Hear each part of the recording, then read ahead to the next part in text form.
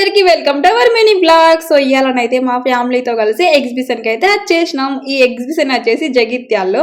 అసలు ఎంత బాగుందో, మా పిల్లలు అయితే మస్తు అంటే మస్తు ఎంజాయ్ చేసారు. అసలు ఇది ఎక్కాలని అనుకోలేదు.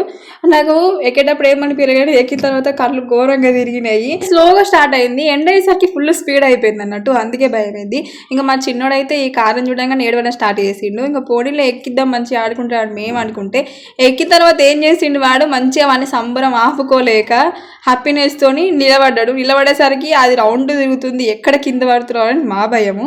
ఈ అక్కడి నుంచి అది మనతో కాదని చెప్పేసి మళ్ళీ ఇక్కడికి వచ్చినాము. ఇదన్నీ ఎక్కుతాడేమో అని అంటే ఇక పనాడ మనం టికెట్కి పైసలు ఇచ్చినాం కదా అని ఎక్కిపిస్తే ఆయన తటే సెటిల్ అయిపోయిండు. కిందికి దిగడానికి మాత్రం మస్తు తిప్పలు పడతాడు.